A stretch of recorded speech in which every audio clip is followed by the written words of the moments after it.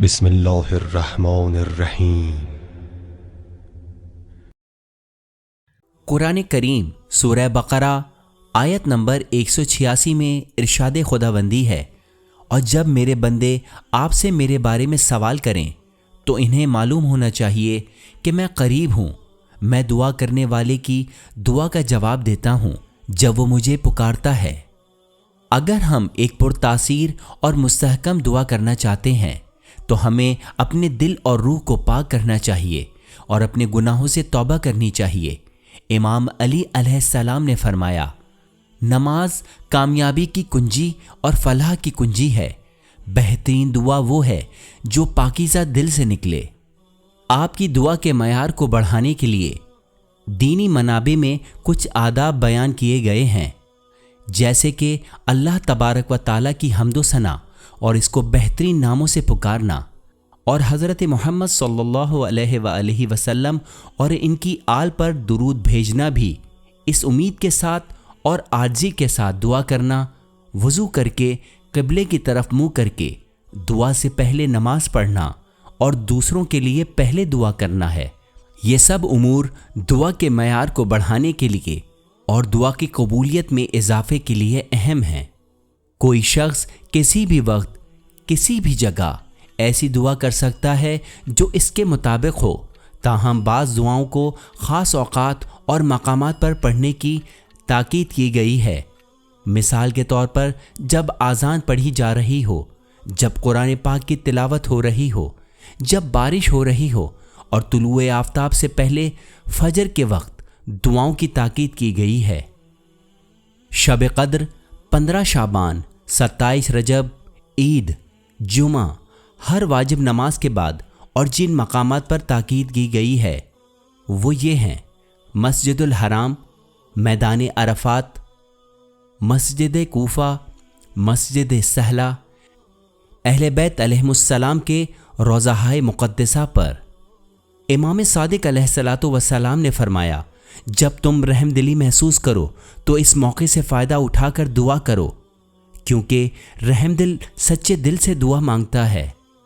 اللہ تبارک و تعالیٰ نے مانگنے والوں کی دعائیں پوری کرنے کا وعدہ کیا ہے، تاہم بعض اوقات گناہ اور حرام آمدنی جیسی رکاوٹوں کی وجہ سے کچھ دعائیں قبول نہیں ہوتی ہیں۔ پیغمبر اکرم صلی اللہ علیہ وآلہ وسلم نے فرمایا، جو شخص یہ چاہتا ہے کہ اس کی دعا قبول کی جائے، اسے چاہیے کہ اپنے کھانے اور اپنی کمائی کو حلال کرنے کے لیے پاک کرے۔ بعض اوقات دعا اس لیے بھی قبول نہیں ہوتی کہ ہم نیکی کا حکم دینے اور برائی سے منع کرنے کا عمل ترک کر دیتے ہیں۔ رسول اکرم صلی اللہ علیہ وآلہ وسلم نے فرمایا، تم نیکی کا حکم دو اور برائی سے روکو، ورنہ اللہ تمہارے بدکاروں کو تمہارے نیکوکاروں پر حاکم بنا دے گا۔ پھر جو بھی نیک انسان دعا مانگے گا اس کا جواب نہیں دیا جائے گا۔ ایک دفعہ کوئی شخص امام علی علیہ السلام کے پاس گیا اور شکایت کی کہ اس کی دعائیں قبول نہیں ہوتیں۔ اس سوال کے جواب میں امام علی علیہ السلام نے فرمایا، تمہارے دلوں نے 8 خصلتوں کے ساتھ خیانت کی ہے۔ نمبر 1، تم نے اللہ کو پہچان لیا لیکن اس کا وہ حق ادا نہیں کیا جو تم پر فرض کیا گیا ہے۔ نمبر 2، تم اس کے رسول کو مانتے ہو لیکن اس کی سنت کی مخالفت کرتے ہو۔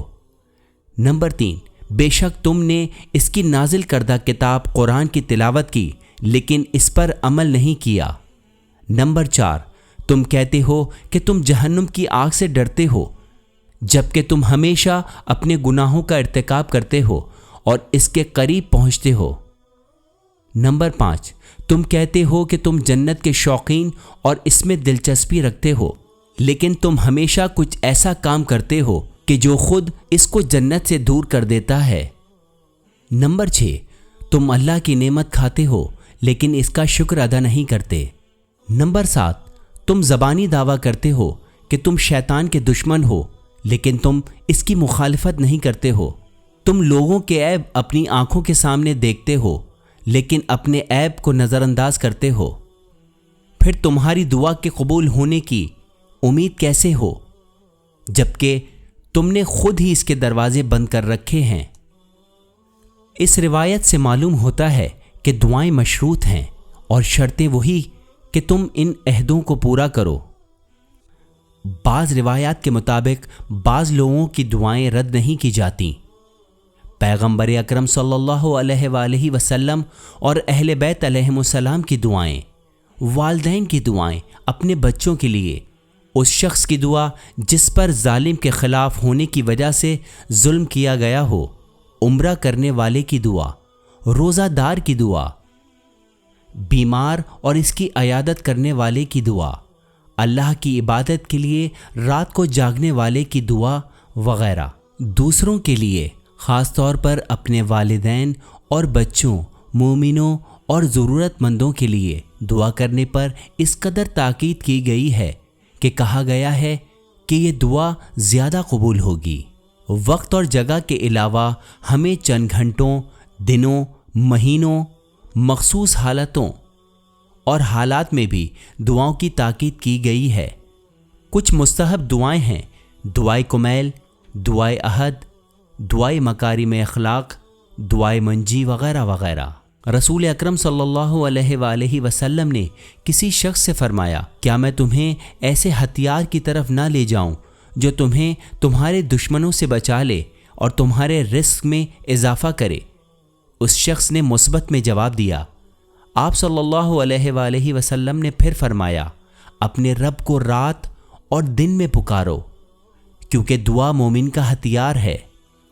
بعض اوقات کوئی شخص تمام شرائط پوری کرتا ہے لیکن اس کی دعا قبول نہیں ہوتی۔ اس کی ایک وجہ ہے کہ بعض اوقات دعا کا کوئی فائدہ نہیں ہوتا تو اللہ اسے ملتوی کر دیتا ہے۔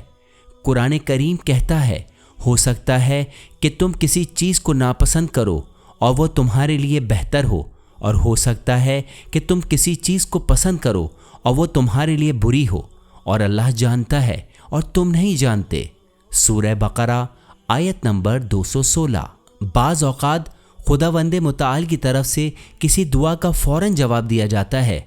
کبھی خداوند متعال اس دعا کو بہتر وقت اور زیادہ اجر کے لیے ملتوی کر دیتا ہے، اور کبھی یہ دعا اس مصیبت کو دور کر دیتی ہے جو آپ کو تکلیف دینے کی منتظر ہے۔